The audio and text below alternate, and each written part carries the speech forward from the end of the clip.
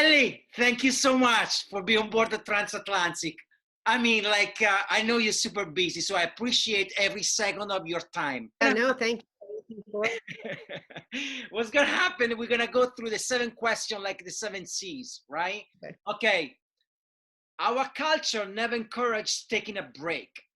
It never encouraged say, don't chase that thing. These words come from Robert Downey Jr., a brilliant human being, an actor who hit rock bottom in the 90s. He went down to the abyss of his personal ocean and climbed his way back up one stroke at a time. He learned an important lesson that goes like this. Sometimes you have to get out of your own way. You work in an industry that is not keen on slowing down or pausing. And those who do it, they live in fear of being left behind. What's your perspective on this? Well, excellent question. I think advertising, marketing is an industry that, honors the shiny and the new. And we are definitely all chasing each other, chasing the most brave clients, chasing the right talent. But I think that the best creative people, the best advertising industry people are people that have sort of 2 very strong muscles. One is the muscle that allows them to slow down, see the world, find that right insight. And the other muscle is the one that once they've got it, they just go, they speed up, And so I think that, that the best ideas come when we take that time to slow down, to really integrate the problem. And the best moments for me are always when we're in a room and we're looking at the brief and we have that moment where we say, is this the right question? Is this really the thing that we need to solve?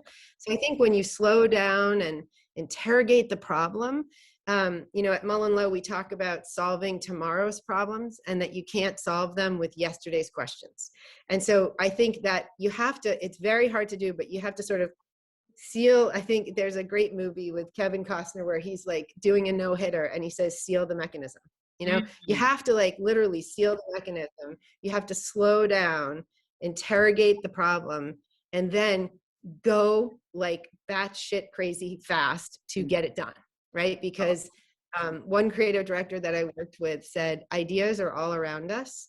You have to get quiet enough to notice them and grab them as they go by and then make them as fast as you can. So it's both, right? It's both slowing down and then speeding up. I love, man. It's like you say, you can't solve tomorrow problem with yesterday question.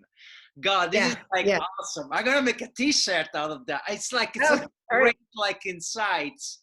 And it's true about the pacing, for me, I remember when I moved from Europe, and I came to the United States, one of the hardest things to adjust was truly the pacing. There is a different, mechanism, there's a different rhythm that come from, being Europe and working in a European environment and then coming to the States and had to adjust to the pace.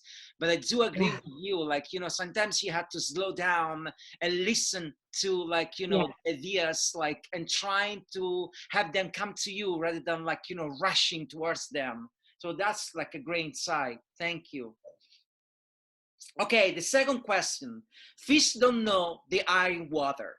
If you try to explain it, they will say, water, what's water? They are so surrounded by it that it's impossible to see. They can't see it until they jump outside the water. Now, this expert come from a book titled Hell Yeah or No. And when I read it, I said to myself, hell yeah. It reminded me of how I feel about the advertising industry. We don't know we are truly in it until we get out of our bubble and we look at it from outside. Then we understand, oh yeah, we are in the advertising industry. Does it happen to you? Or have you always been aware of where you have been at every step of your career? No, I have not. No. What's interesting, yes, it happens to me. No, I haven't always been aware, right? I mean, that would be, and it's always so tidy to look at your career in reverse. you know, and life isn't as tidy. It doesn't happen that way. It doesn't unfold that way. But I love that you said, what did you say about the fish that they're like water? They don't know water, they are in right? the Like, water, right? I Like, think, yeah. right.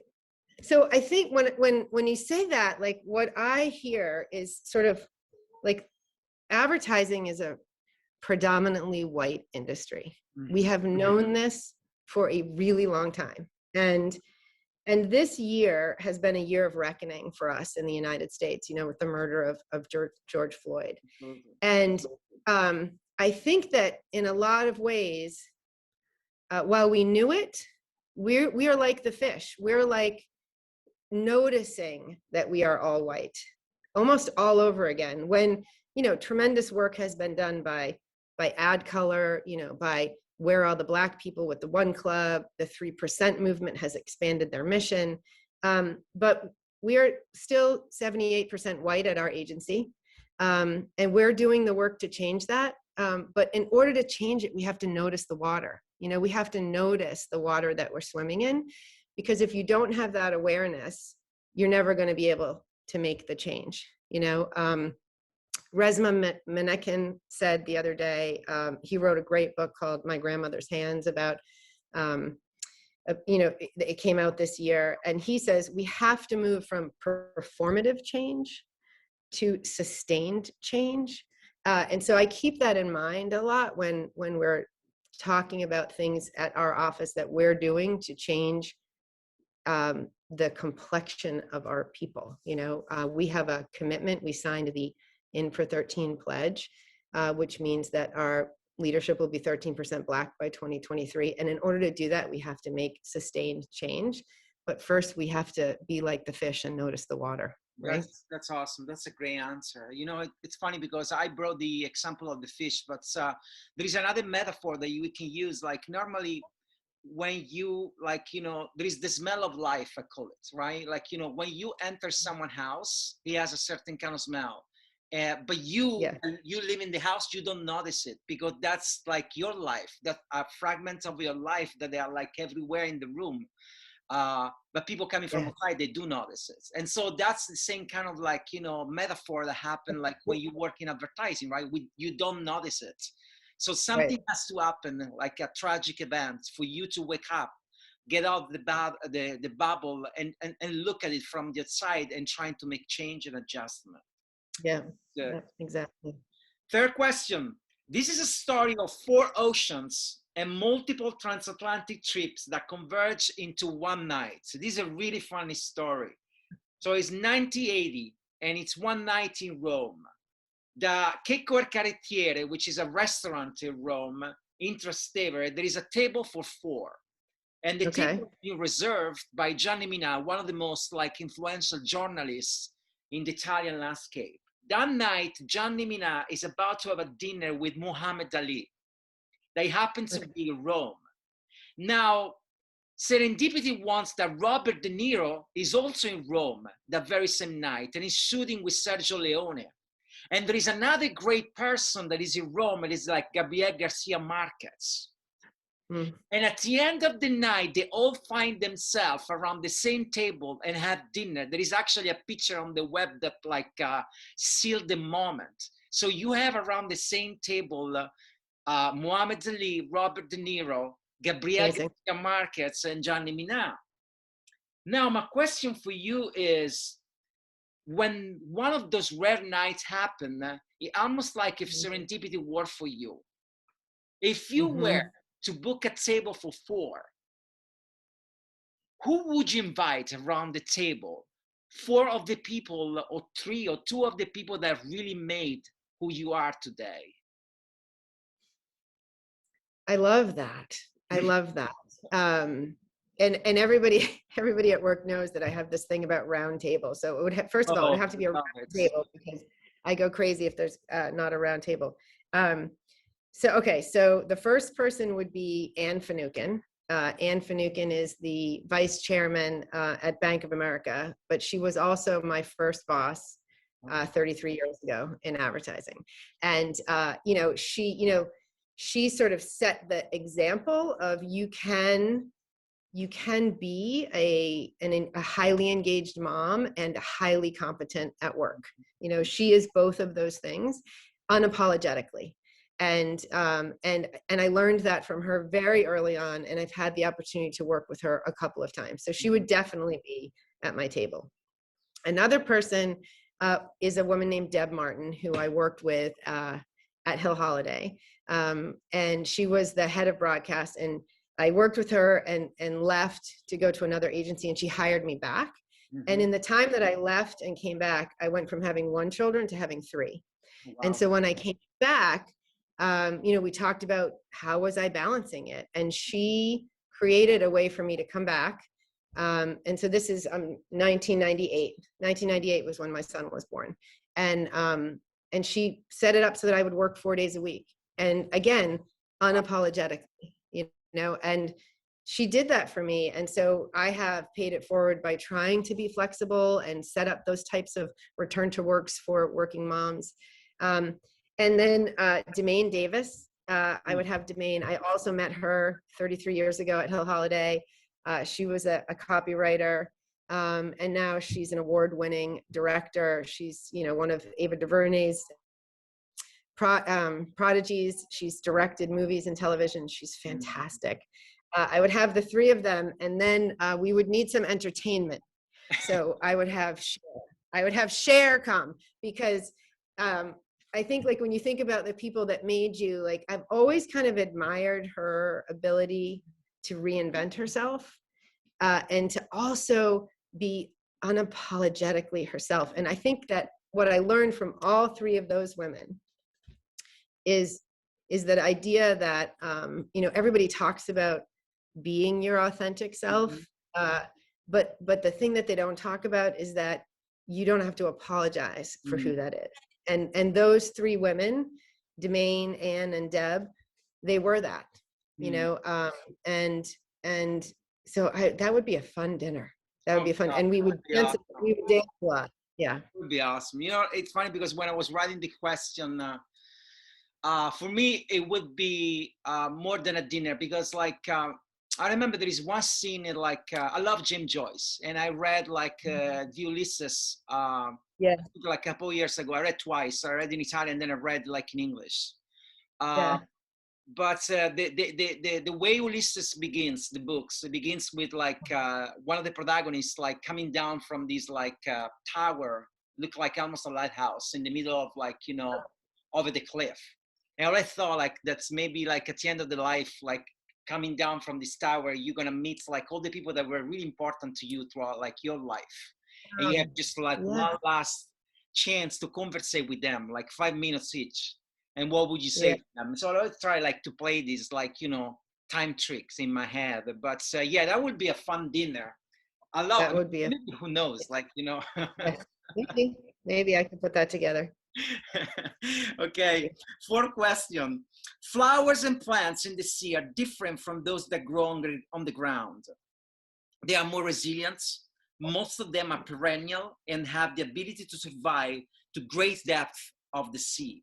These things of beauty remind us that despite the harsh environments and the elements we are in, we develop a survival mechanism and adapt to the point that the survival become a new way of life.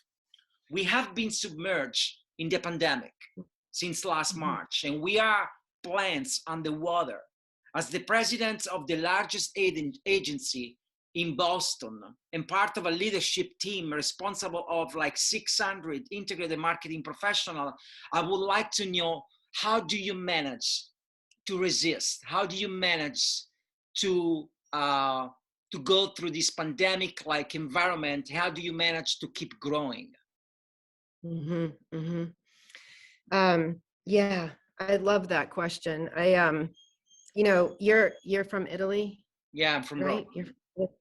You're from Rome. Yeah. So one of the things that we've talked about at our agency is this idea that when an earthquake happens, the topography of the land changes, right?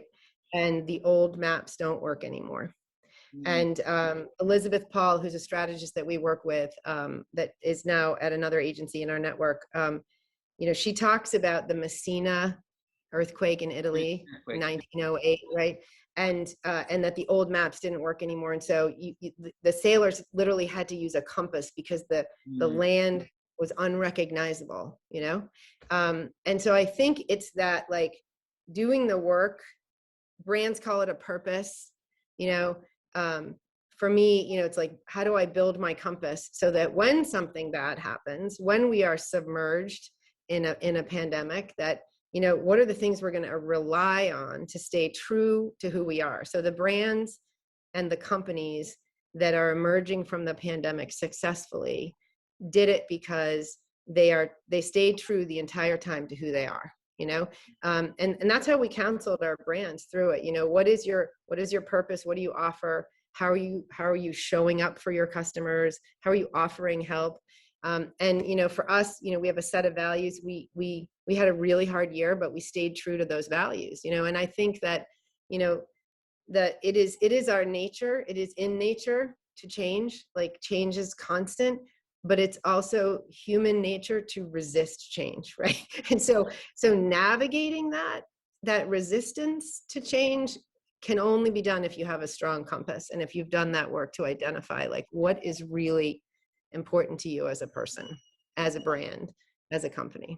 I love the metaphor of, like, the nautical map and the topographic map that, like, has to be rewritten completely after a earthquake. That's true. I found myself, like, in the same kind of situation. We were living actually in Los Angeles when, like, the pandemic struck, and, like, now we're back to San Diego because it's a better environment for us, like, but probably we'll be back in Los Angeles again. But we had to rewrite our own map. Right. I have two little girls, and, like, and it was, like, tough. It's been tough, but I think that you learn how to rewrite the map, and then, like, and then go from there. And I think it's not different from, like, big agency. However, you do have a lot of, like, responsibility, and, like, a lot of people, like, on you, a lot of family that depend on you. So that's the fifth question. Celestial navigation involves reducing celestial measurements to lines of position using tables, spherical trigonometry, and almanacs. It is primarily used at sea, but can also be used on land. Now, following this method of navigation, the sky becomes your computer board and navigation system. Your vision is brought to life star by star by looking up and never down. Applying this method of navigation to our life, do you have a vision board where you keep the things you want to achieve? My vision board, for instance, is in my head, and it's only come out after 5 p.m. That's actually when the sun goes down, and that's where, like, I'm more prone to think about and trying to, like, rewrite things that are not going well in my life. It's strange. Like, I remember, like, when I was back in Italy, I wrote, actually, there was a collection of poems that I wrote, and the title was, like, something happened always after 5 p.m. So what's your vision of board? What's your board? Yeah. So it's, I encourage you to take it out of your head and write it down, number one, because I don't have a board. I don't have a board, but I do have, I do write things down. My Twitter handle, which is, I'm not really great on Twitter. My Instagram handle is my 10,000 days, because about 10 years ago, I calculated, like, what is my average life, the average lifespan of a woman in the US, and what does that look like in days? And at the time it was like, I have 10,000 days left, and so I sort of made a commitment to myself that I was, and it sounds morbid, but it's not. It's just like, how am I going to spend every day, and so I have I have written down, the goals that I want to achieve for myself, for my family, for my company. And I also have done a lot of work to sort of identify who I want to be in the world, who I am at my core. And I have that list in my wallet, and I look at both of those things every day. The list of the things that I want to accomplish for my family, myself, and at my job, and the way that I want to show up in the world. And the reason I do it every day, Simone, is because the way that the brain works, I'm not a neurosurgeon. I'm sure, maybe one will listen to this and call you and correct me on this, but we build a neural pathway when we are building a habit, either a good or a bad habit, right? You do the same thing every day and it carves a groove sort of through your brain, so that, like, if you think about riding a bicycle, you learn to ride the bicycle. Once you learn to ride that bicycle, you didn't have to relearn it every time you got on the bicycle, right? Because there was a pathway created, and it was a shortcut. It was building a ritual and a habit. And so the reason I look at those things every day is that I'm trying to create the neural pathway toward those things. If one of my personal goals is to be a good listener, and so I look at that in the morning and at night, and I think to myself, was I a good listener today? And if I was, great. If I wasn't, I give myself permission to be human, and then I do it better the next day. But I'm really trying to practice toward the things that I want to achieve on a daily basis. Because if you think about it, if you have a vision board and the things are so grand and so big and you want to achieve them, you have to break it down and say, what am I going to do today to make my way toward that? That's such a great answer. I'm not a neurologist as well. I do. Yeah.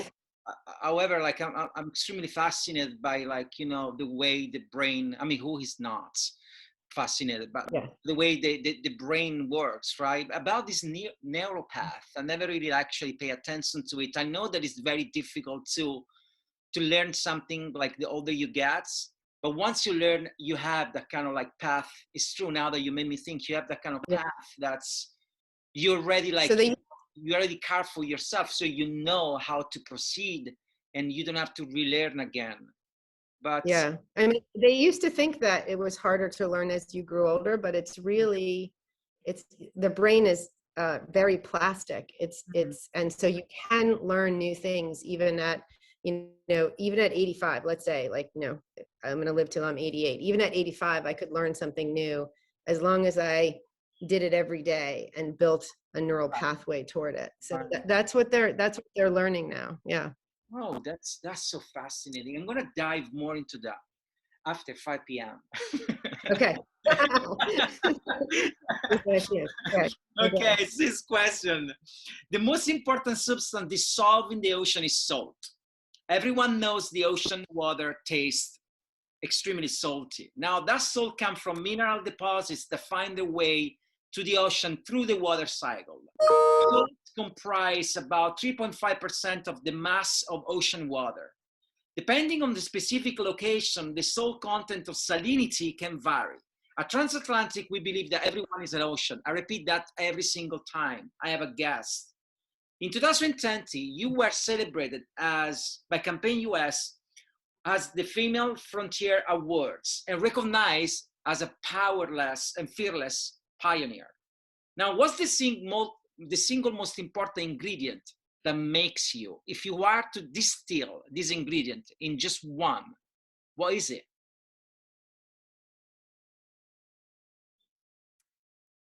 The most important inside of me? Yeah. Let's see. The thing that I have heard throughout my entire career, no matter what job I had, and I've also heard it from my friends and my family, is glue.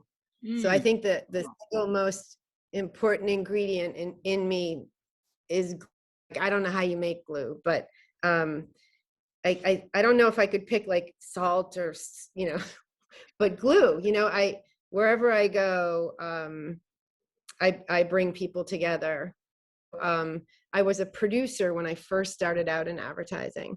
I loved that job because you would get together a group of people who had an idea, and it was sort of, you were there to help make it real, right? To help make that idea real. And so my first job in advertising was actually to be the glue, to like pull all the people together and have a plan to make it happen. And, if something went wrong, not to let anybody know what went wrong, we're still going to go make this idea. And it's true with my family. I'm the oldest of 6. children, and I'm a mom of 4. It's true with my friends. They have said it about me, you know. So I think glue. I think glue is, if you're going to ask somebody else that question about me, they'd probably say glue. So I'm going to say glue. No, I love it. You know why? Like, so I asked this question because I like, you know, I don't often ask this question, but when I ask is because I want to always like find like a distillation of the personality of the guests that I have in front of me. And I can tell you that much that even in the years to come, like when I think of you, I would think about like, oh yeah, Carly Fredrickson, the glue. So it would help me to like give you a place in my head, in my mind, and like and a personality. So that was an awesome answer. Look, we arrived and we sit ashore. So this is the last question we ask to all our guests. If there was a wind that blow your sail and you had to name it, what would the name be? The wind that blows my sails has a couple of names. Ryan, Sean, Troy, Celia, and Dave. You know, I mean, so my son Ryan is 22, my daughter Celia is 25 almost, Sean is 28, Troy is 14, and Dave, my husband. Awesome. And Murph, my dog Murph, who you may have heard whining this entire conversation, so I apologize. So those are the, I mean, you know, I can't really answer that any other way. No, they blow me. This is the most beautiful answer you could ever get. And you know, like, you know, it's even if it's like expectable, but it's such a true answer. Like, you know, and it's like, God bless your family. Thank you so much for being on board the Transatlantic and really taking the time to answer this question. It was really great. Thank you. Thank you. Bye-bye.